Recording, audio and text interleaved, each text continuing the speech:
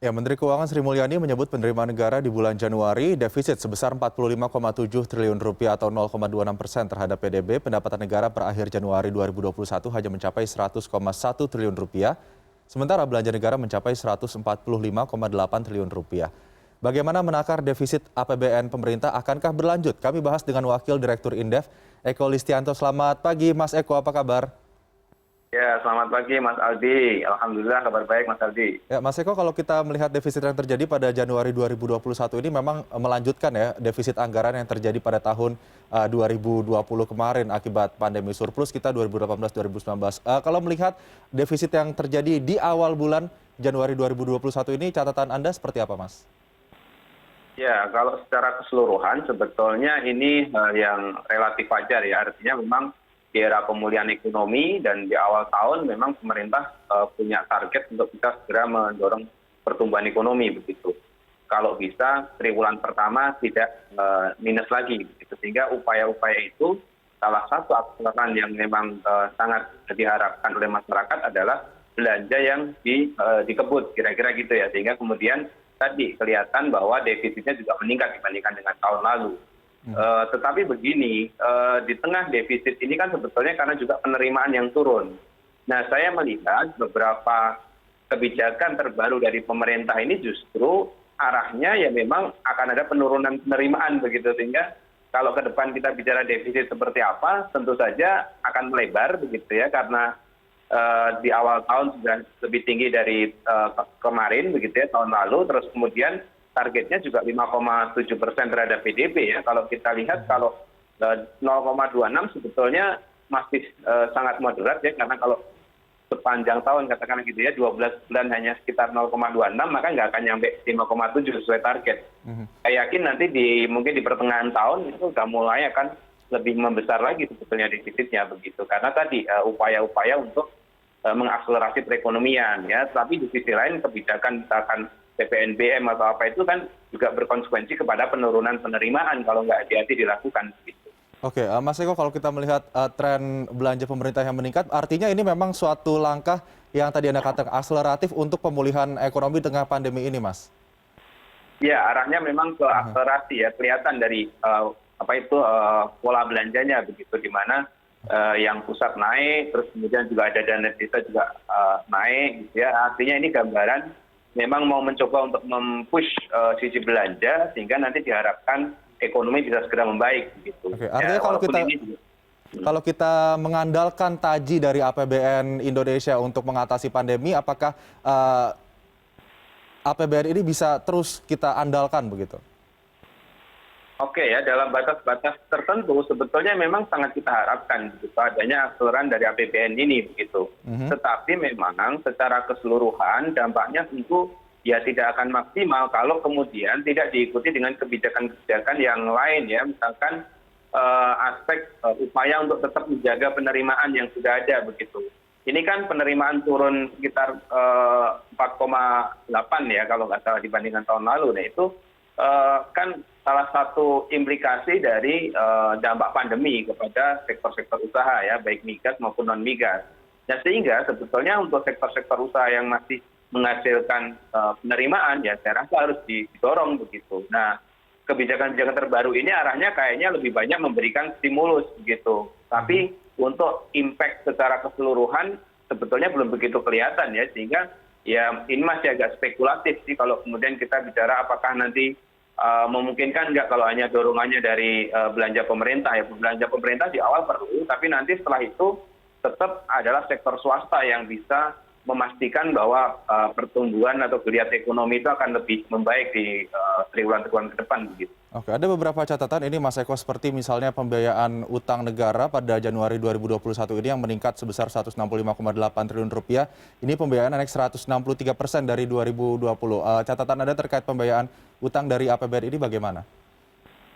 Ya, terkait pembiayaan ini ya secara umum kan memang ya baik pemerintah maupun DPR melalui Undang-Undang Nomor 2 ya tahun 2020 itu kan merelaksasi ya untuk sampai 2023 defisit kita bisa melebar di atas 3%. Nah targetnya tahun ini 5,7. Ya saya rasa mungkin akan berada di kisaran itu sesuai dengan target.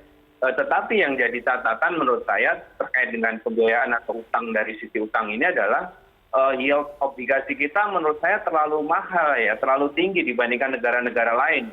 Kita sudah masuk investment grade, tetapi kita membayar katakanlah 2 kali lipat ya dari beberapa negara tetangga kita bunga dari obligasi itu ya, imbal hasilnya begitu, sehingga harus kita upayakan terus untuk menekan imbal hasil itu supaya nanti lebih kompetitif, sehingga nanti ke depan ketika kita harus mengembalikan uang itu tidak terlalu membebani APBN di masa depan begitu, sehingga upaya-upaya harus apa ya istilahnya untuk menekan yield itu juga penting begitu, tidak hanya bicara bagaimana mencari utangnya tapi juga mengefisienkan nanti ya dalam konteks ketika membayar kembali begitu. Oke, kalau kita melihat treasury yield kita memang Amerika Serikat saat ini sedang menjadi sorotan ya karena yield treasury-nya yang rendah begitu sehingga membuat treasury negara lain mungkin kurang dilirik oleh investor. Tapi kalau kita melihat kembali ke utang, rasio utang terhadap PDB yang akan meningkat di tahun 2021 ini di atas hampir mencapai 40% begitu. Apakah ini bisa dikatakan normal-normal saja di tengah pandemi atau bagaimana? Ya, kalau untuk kita sebenarnya ya bisa dikatakan normal juga begitu karena pertumbuhannya itu cukup akseleratif Mas gitu ya. Tahun lalu kita menargetkan sebetulnya sekitar 690-an ya kalau nggak salah ya, di bawah 700 triliun defisit kita, tapi kenyataannya kan bisa 1.000 triliun lebih begitu ya. Nah tahun ini juga jangan begitu lagi begitu. Kalau kita targetkan angka-angka ya katakanlah 600-an ya harusnya jatuhnya di angka segitu juga gitu ya. Jangan sampai nanti 1.000 triliun lagi. Kalau itu yang terjadi maka sebetulnya planning dari pemerintah itu perlu kita koreksi begitu ya, karena itu berarti kan ada perencanaan tapi tanpa perencanaan juga karena ternyata membengkak dari rencana di awal begitu ya. Dan ya biasanya di DPR juga nggak terlalu dikritisi ya soal pembengkakan utang ini begitu, sehingga kadang-kadang juga kita berpikirnya ya akhirnya memang dalam pemulihan ekonomi oke lah memang ini eksekutif punya kewenangan luas begitu untuk mengotak-atik APBN, mengotak-atik pembiayaan dan juga rasio utang, tetapi kalau sudah di atas 40%, saya rasa memang ya tadi yield yang kita dapatkan nggak bisa efisien. Kenapa? Karena ada resiko-resiko lain yang dipandang oleh investor terhadap perekonomian Indonesia kita ke depan ya, kemampuan untuk membayar kembali itu gitu. Sehingga harus menjaga rasio kita memang idealnya sih bawah 40% ya, walaupun dalam era pemulihan seperti sekarang gitu. Yang menjadi sorotan pada APBN 2020 juga terkait dengan silpa atau sisa lebih pembiayaan anggaran. Kalau Anda melihat silpa ini di tahun 2021 Januari ini apakah sudah bisa dimaksimalkan dengan baik? Ya, upaya strategi untuk memaksimalkan belanja atau anggaran pemerintah itu memang harus dari segala sisi gitu ya. Nah, tadi saya bicara efisiensinya, nah sekarang juga silpanya ya. Kalau kemudian masih ada silpa, sebetulnya ngapain sih kalau udah ada silpanya masih gede terus kemudian menggenjot utang ya, itu juga yang menurut saya kurang ini ya, ya kurang tepat sasaran dalam kebijakan begitu. Harusnya silpanya serendah-rendahnya begitu, seefisien mungkin dan kemudian mempertimbangkan kalau memang silpanya masih banyak ya jangan kemudian kira-kira mempercepat realisasi utang, kira-kira begitulah ya. Jadi supaya nanti seimbang bahwa kita memang tidak hanya meningkatkan belanja tapi juga lebih mengefektifkan sisi belanja ini begitu. Jangan sampai nanti hanya indikatornya hanya penyerapan saja tapi tidak melihat impact ke perekonomiannya begitu. Oke, mungkin terakhir Mas Eko, saat ini stimulus besar-besaran untuk fiskal sudah digelontorkan, dana pen sudah dinaikkan. Apa kemudian yang harus didorong oleh Kementerian Keuangan dalam hal ini untuk menakar APBN agar bisa benar-benar maksimal atau optimal lah digunakan untuk pemulihan ekonomi dan mengejar peningkatan ekonomi kita di masa pandemi ini?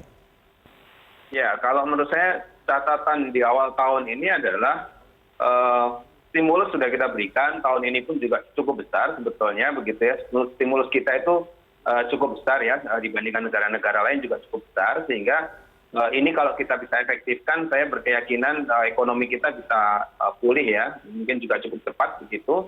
Tetapi yang harus kita ingat adalah belanja pajak ya, sisi insentifnya itu jangan kemudian katakanlah sasarannya salah begitu ya. Misalkan kayak beberapa yang terakhir ini gitu ya, saya melihat lebih banyak nanti akan menimbulkan penurunan penerimaan tapi belum tentu akan meningkatkan sisi penerimaannya begitu. Artinya multipliernya itu belum tentu sebesar yang dihitung oleh pemerintah. Nah, apa yang harus dilakukan?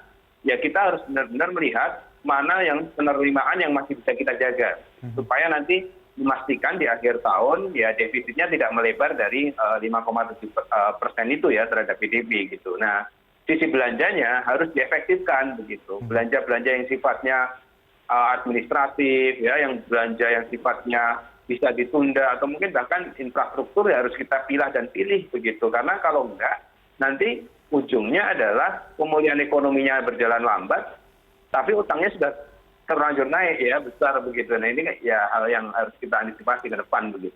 Baik, Mas Eko, ini kita sama-sama memantau bagaimana nanti taji dari APBN atau uang kita ini dalam menangkal berbagai permasalahan ekonomi di tengah pandemi ini. Terima kasih, Mas Eko Listianto, Wakil Direktur Indef, sudah bergabung bersama CNN Indonesia Today pada pagi hari ini. Selamat pagi, sehat selalu, Mas.